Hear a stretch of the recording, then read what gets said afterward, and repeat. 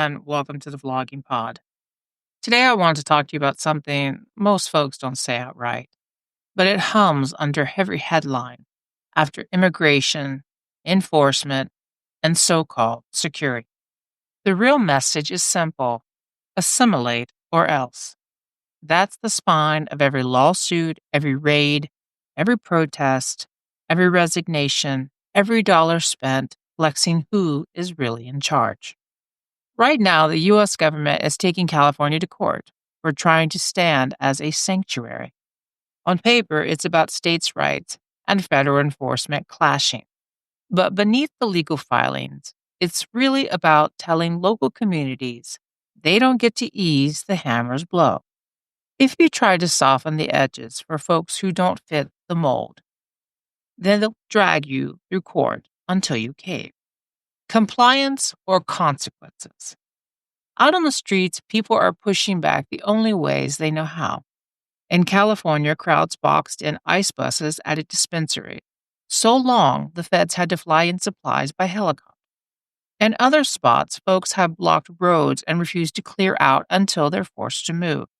Some protests stay peaceful, some blur the lines that shouldn't be blurred. But either way, it shows how far people will go when the machine tells them to bend or break. And inside ICE itself, not everyone can stomach what they see. There have been lawyers and agents stepping down because they didn't sign up for quotas and detention quotas that treat people like numbers in a cage. One lawyer said flat out, this isn't what he signed up for, and he walked. When your own folks start slipping out the back door, that says plenty about what the inside looks like. Meanwhile, the money flows wide open. The so-called Big Beautiful Bill feeds Homeland Security and ICE with fresh cash that fuels big shows of force. Agents on armored horses riding through city parks, helicopters overhead to keep blockades from starving them out, agents camping out for days at raids that cost taxpayers more than they themselves can save. It's less about border safety and more about reminding people what happens if they don't step in line. Look close at who's doing this work. ICE these days isn't just white guys at the border. It's Black agents, Asian agents, Latino agents, folks whose families might have been targeted a generation ago, now pinning on the badge to stand on the other side. Some do it for the job. Some do it for safety. Some believe in it. But there's a twist. The system promises you a seat at the table if you help keep the rest in line. And all the while, everyday people are told to shape up or get out. The real power spares its own. There are men tied to January 6 who now hold Homeland Security roles.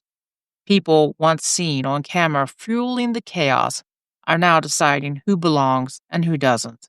And then there's the Epstein files. That was supposed to rip the lid off the elite. Suddenly vanishes, buried, never really opened at all. Different rules for different people. Assimilate or else. Unless you part of the club that never has to. In the end, that's the truth. This isn't about safety. It isn't about conformity. Talk like us, work like us, live like us, or you'll be reminded who holds the power to knock on your door, drag you off, or drag your state through court until you fold. Today's podcast sources come from Reuters, DOJ lawsuit against California sanctuary laws, NBC News, ICE lawyers resign over moral conflict, LA Times, protesters block ICE buses at dispensary, Pew Research, ICE workforce diversity breakdown, Associated Press, DHS spending and ICE funding surge, Legal AF, Midas Touch, January 6 ties inside Homeland Security. Thank you for watching. Until next time, bye-bye for now.